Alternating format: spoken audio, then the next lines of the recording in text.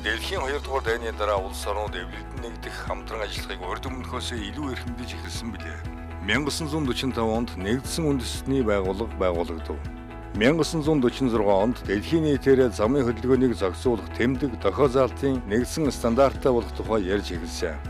1953 онд Европын улсууд замын хөдөлгөөний нэгдсэн тэмдэглэгээтэй болж түүнээс 15 жилийн дараа 1968 оны 11 сарын 8-ны өдөр замын хөдөлгөөний тухай болон замын дохио тэмдгийн тухай Вений конвенц батлагдлаа.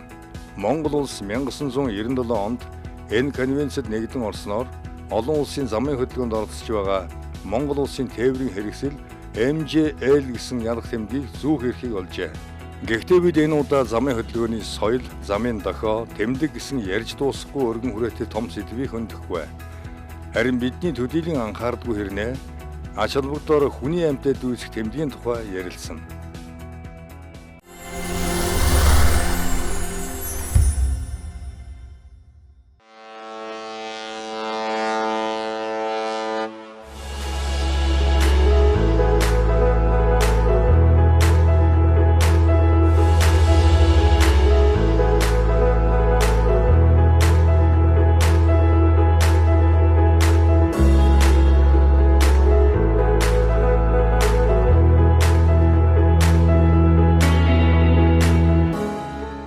Тухайн орны хэлийг мэдгүй хүндчиг замын тэмдэглэгээ ойлгомжтой байх нь төөрч бүлэхгүй зорчих боломжийг олгодог төдийгүй замын хөдөлгөөнд оролцож байгаа бүх автомашинуудын аюулгүй, төгжрлгүй зорчих боломжийг бүрдүүлдэг юм байна. Замын тэмдэглэгээний стандартын тухай энэ удаагийн дугаараа бид Вашингтон DC, Денвер хотуудаас бэлтгэлээ.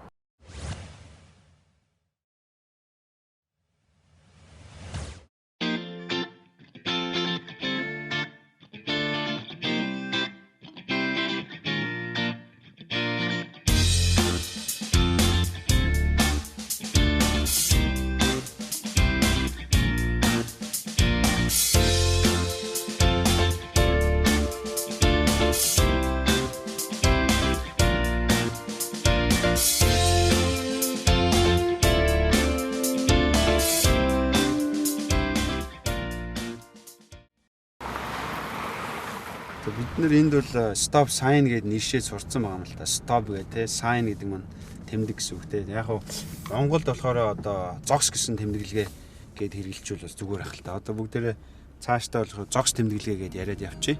Бас юу яриад байгаа маань ойлгомжтой болох байх. Хэдүүлээ тэгээ одоо stop sign буюу зогс тэмдэглэгэн дээр очиж үзье.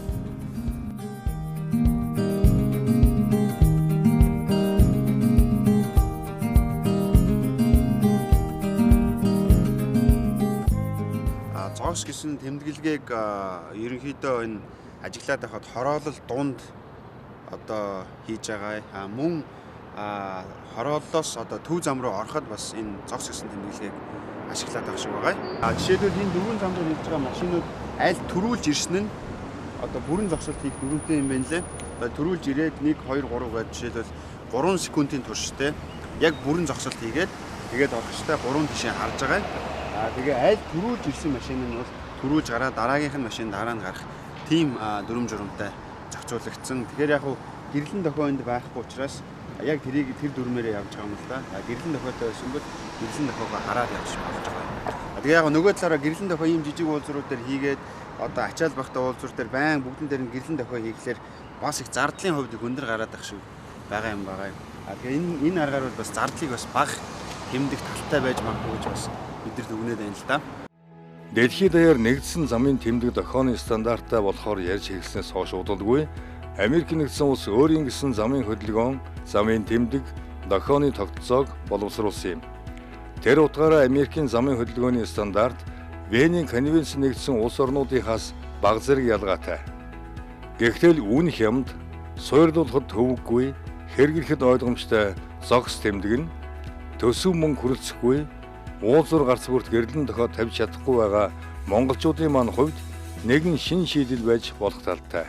Амьдрал дээр жишээ байна л да. Жишээлбэл энэ дөрвөн замын уулзуур дээр ингээд дөрүүлээ зэрэг ирээ зогслоо гэж бодъё. Тэгэхээр яг дөрүүлээ ирсэн болохоор ерөнхийдөө замын соёл одоо өндөртэй гэж ярих юм уу да. Учираас бие бинийгээ хүндлээд жишээлбэл гар гээд нэг хүнлээ төрүүлээ гаргаж байгаа юм л да. Тэгэхгүй л ингээд зэрэг ирц учраас зэрэг гаргана гэвэл одоо энэ чинь мөргөлж штэ тийм. Яг уу цуварж ирсэн тохиолдол яг уу төрүүлж ирсэн бүрэн зогсолт игээд гарчиж байгаа. Америкт манай монголчуудын жолооны шалгалт өгөөд одоо ундаг гол заалтуудын нэг бол stop sign буюу бүрэн зогсолт хийдэг одоо sign байдаг. Тэрэн дээр бол хүмүүс яг алдаж их ундаг юм байна лээ. Дээрээс нь болохоор бүрэн зогсолт хийчээд одоо хоёр тишээгээ сайн харах хэрэгтэй. Бүрэн зогсолт хийн stop sign дээр тэгээ харахгүйгээсээ болоод жишээлбэл би өөрөө тэгж 2 удаа юуж ялаа тэнцэхгүй унжсэн. Одоо манай эндхийн хэлээр бол moving violation буюу одоо машин хөдөлж байх үед хүлээсэн зөрчил. Замын хөдөлгөөний дүрм зөрчсөн гэдэг зөрчил гэдэг англиар нэг $120 торгуулийн хэмжээ. Тэгээд дээрэс нь шүүхийн зардал гэдэг нь нэгтчихэд. Шүүхийн зардал нь одоо миний үйл ажиллагаа явуулж байгаа Illinois State-д $220 орчмын шүүхийн зардал нэмэгдэнэ. Тэгэхээр $300 одоо хохирол хүлээх юм хүн хэрвээ тэрийг нь зөрчилсөн бол ерөнхийдөө stop sign гэдэг үл ерөөсөө үл мэддэхгүй юм шиг мөртлөө их чухал бий болчиход байгаа юм л да. Жишээлбэл явган зорчигч, явдаг хүмүүсүүд энэ яг хорооллын дунд байдаг. Stop sign дээр зогсоо бүрэн зогсолт хийгээд явхаар явган явж байгаа хүмүүсийг анхаарах ч юм уу их ач холбогдолтой тэмдэглэгээний замын хөдөлгөөний дүрмийн тэмдэглэгээний нэг юм байна. Замын хөдөлгөөний дүрм moving violation болгон өөрийн харгалзах тийм онооны системтэй байдаг. Иймэрхүү төрлийн зөрчлийг 3 юм уу тэрнээс дээшээ удаагийн зөрчил болохоор үнэмлэхийн цуцлждаг. Үнэмлэхийн цуцлах хэмжээ нь янз янз байна. Доод нь 3 сар тэгээ 6 сар жил гэл яг хэдэн оноо цуглуулсан байна гэдгээс.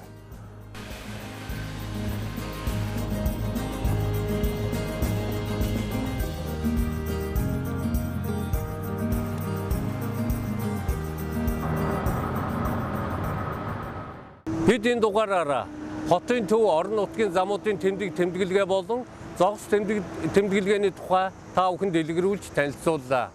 Бидний үзэж байгаагаар зогс тэмдэглэгээг Улаанбаатар хотын төвд байралтай сургуулиуд, эмнэлгүүд, түнчлэн цуслан гэр хорооллын замуудад байрлуулбал илүү тохиромжтой юм шиг байна. Яагаад бид энэ бүхнээс санаа авч шийдэж болохгүй гэж. Нэвтрүүлгийн ивент тэтгэгч агаарын тээврийн шилдэг авиакомпани Turkish Airlines.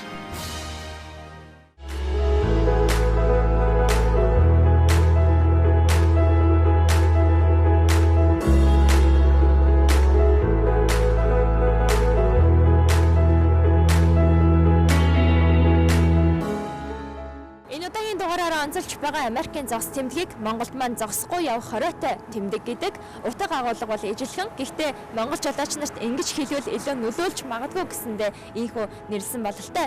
Америкт зогс тэмдгийг ихэвчлэн иргэний байгууламжуудын гадаа болон гэрлэн төхөөгүй улсуудаар ашигладаг бол харин Монголд маань улсын онцгой байгууламжуудын гадаа мөн төмөр замын гармын наан байрлуулжээ. Зогсохгүй явах хориотой тэмдгийг Монголд хаана байрлуулдаг вэ? Энэ тэмдгийг үзэгдэх орчин хязгаарлагдмал хэсэг төмөр замын гарам болон онцгой байдлын газар түргэн тусламжийн газрын орчимд байрлуулдаг. Монгол улсын замын хөдөлгөөнийг зохицуулагч тэмдэг заалтуудыг дотор нь 7 ангилдаг байна. Үүнд анхааруулах тэмдэг, хоригдох тэмдэг, дарааллын тэмдэг, заах тэмдэг, мэдээлэх тэмдэг, нэмэлт тэмдэг, хэвтэ, босоо тэмдэглэл зэрэг багтана. Бидний энэ дугаартаа онцолж буй зогсохгүй явах хориотой тэмдэг, дарааллын тэмдэг ангилалд багтдаг юм.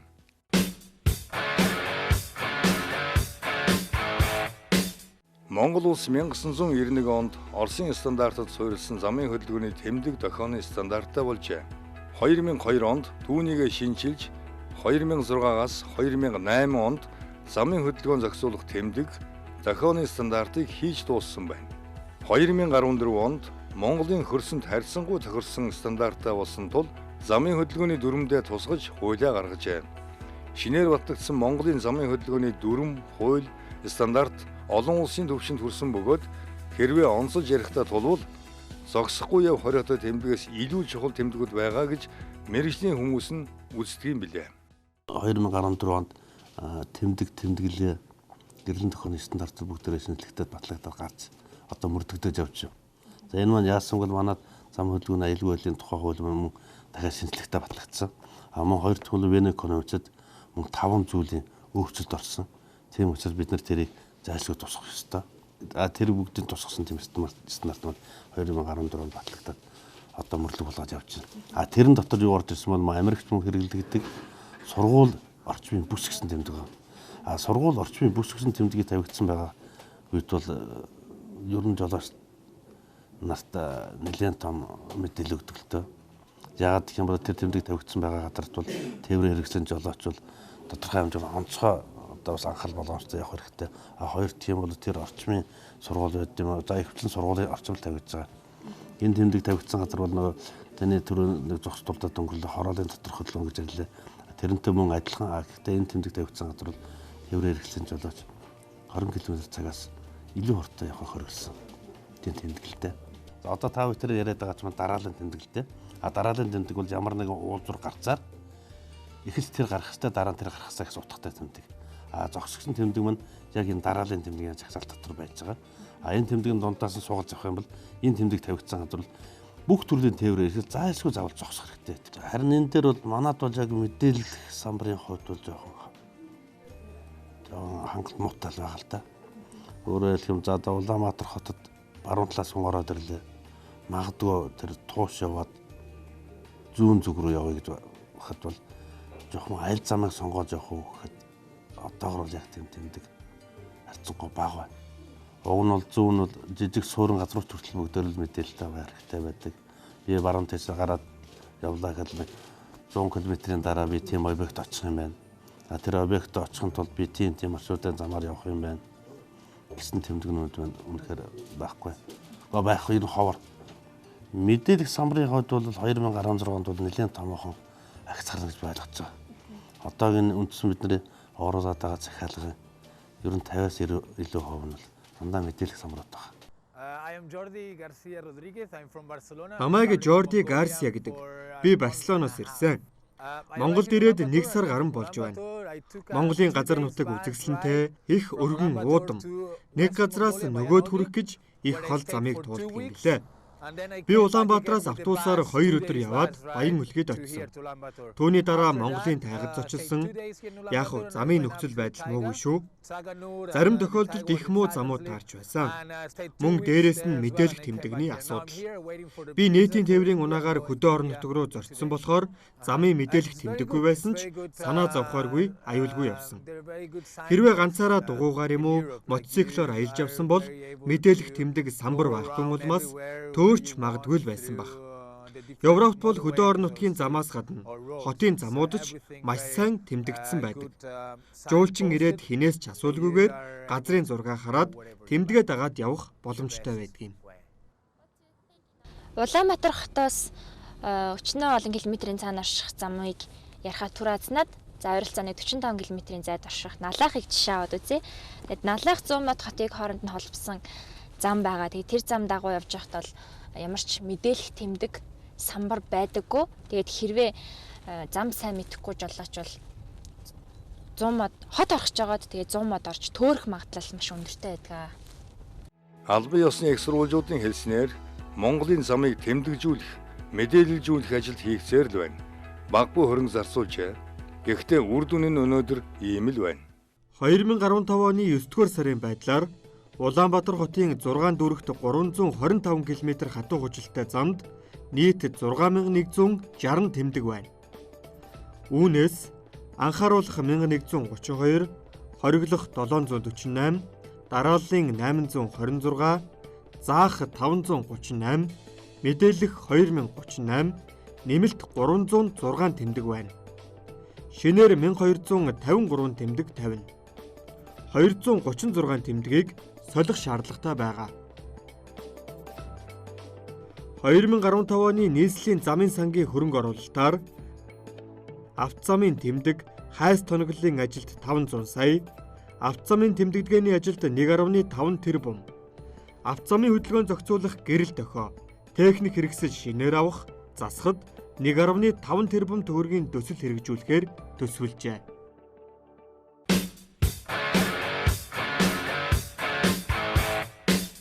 Онцгой байдлын ерөнхий газраас тодруулахад замын тэмдэглэгээнээс болж төөрсөн тохиолдлыг бүртгэдэггүй гэсэн юм. Гэхдээ цаг агаарын гэнтийн үзэгдлээс болж алга болсон, төөрсөн, сасанд суусан, аврам туслах ажиллагаа явуулсан цөөнгүй тохиолдол бийг дурдж байна. Алсын замд гарсан жолооч нарын хувьд төөрөх гэдэг бол хэзээд учирч болох эрсдэл. Яагаад гэвэл хөдөө орон нутгийн замын мэдээлэх тэмдэг туйлын хангалтгүй. Завхан аймгийн төс сумын одоо дээврийн жолооч бие алтай гэж хүн байна. Сумынхаа хэмжээнд л сумынхаа дэлгүүрүүдийн ачааг л ачдаг. Бас сүүлийн одоо 14 жил одоо тасралтгүй дээврийн ажил хийж байна те.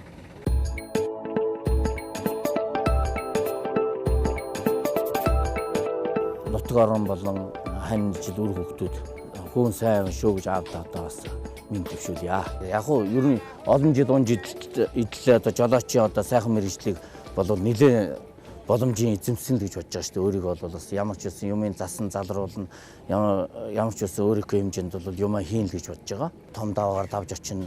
Ер нь зам дээр чигнөөрхтэй, донцлогоо ихтэй хүнд байсан л дээ ер нь. Тэгээ одоо бол харин тосонгоос нааш бол зам тавигдсан.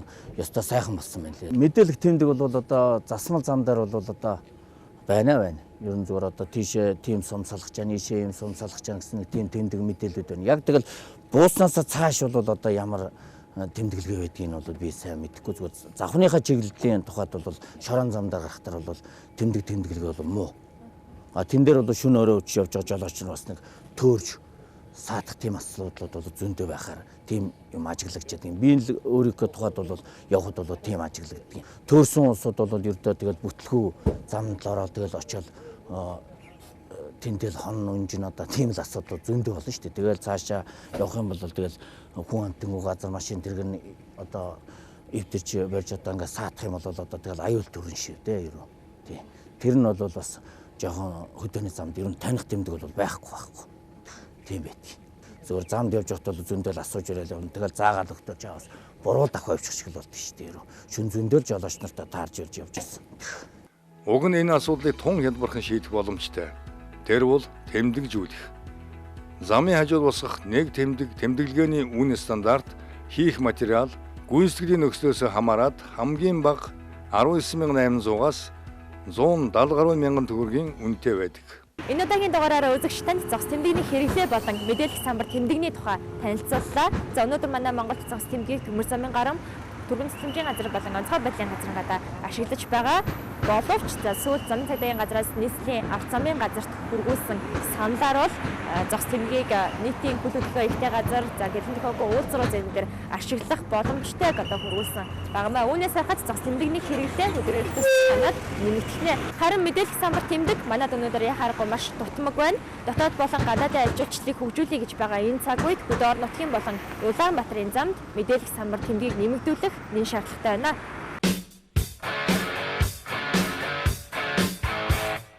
Мэдээлэх тэмдэг самбарууд маань ерөнхийдөө чиглэл заасан, байршил заасан, зай заасан гэдэг ерөнхийдөө гол төлөв хэрэглэгдэж байгаа. Гэхдээ яг манай Монгол улсад төдийлөн басаа хэрэгжихгүй байна. Маш дутагдмал байна. Манай улсад бол мэдээлэх тэмдэг самбарыг замын хөдөлгөөний тэмдэглэл гэж нэг ойлголтоор ойлгодог. Гадны улс орнууд болохоор бүр тусдад судалж үзээд бүр судалгааны хүрээлэн хүртэл байдаг яг зөвхөн мэдээлэх самбар тэмдгүүд зориулсан. Олон янзын мэдээлэх самбар тэмдэг байдаг юм лээ. Гэрэлтдэг ч одоо харанхуй шөнө гэрэлтдэг, өөрөөсөө гэрэлтдэг тийм ээ. Өдөр нарны энергийг аваад шөнө тэргээрээ гэрэлтүүлдэг. Аль эсвэл ойлгох пассвортдаг. Гэрэл ойлгох чадвар маш өндөр сайтай тиймэрхүү хуулгын наалтуудыг ашигласан. Тиймэрхүү мэдээллийн тэмдгүүд их байдаг. Манай зам төрийн хөгжлийн төв гадаадын олон байгууллагатай хамтарч ажилладаг. Жишээлбэл Солонгос, Бүгдээрэнтэй Солонгос улсын KICT гэдэг байгууллага байгаа. Энэ байгууллагатай 2014 онд хамтын ажиллагааны санамж бичиг байгуулсан. Энэ санамж бичгийн хүрээнд бид авто замын сүлжээний менежментийг сайжруулах, авто замын мэдээлэх тэмдгийг сайжруулах төсөл арга хэмжээг, хамтарсан төсөл арга хэмжээг бичиж, зам тээврийн яам болон сангийн яамаар дамжуулан Бүгдээрэнтэй Солонгос олон улсын хамтын ажиллагааны байгууллага KOICA-д хүргүүлсэн байна. Хэрвээ энэ төсөл арга хэмжээ маань KOICA дэмжигдээд ингээд ирэх юм бол бид 2017 оноос эхлүүлээд яг мэдээлэх тэмдэг, мэдээлэх самбар, авто замын сүлжээний менежментийн чиглэлээр төсөл арга хэмжээрээ эхлүүлэх төлөвлөгөөтэй ажиллаж байгаа даа. Хэрвээ ганцаараа дугуйгаар юм уу мотоциклоор аялж явсан бол мэдээлэх тэмдэг самбар багтун улмаас төөрч магадгүй байсан баг. Жохон замд ер нь таних тэмдэг бол байхгүй байна. Тийм байт. Хэдүүлээ тэгээ одоо stop sign буюу зогс тэмдэглэгийн дээр очиж үзье. Гэхдээ яг манай Монгол улсад төдийлөн басаа хэрэгжихгүй байна. Маш тогтмол байна.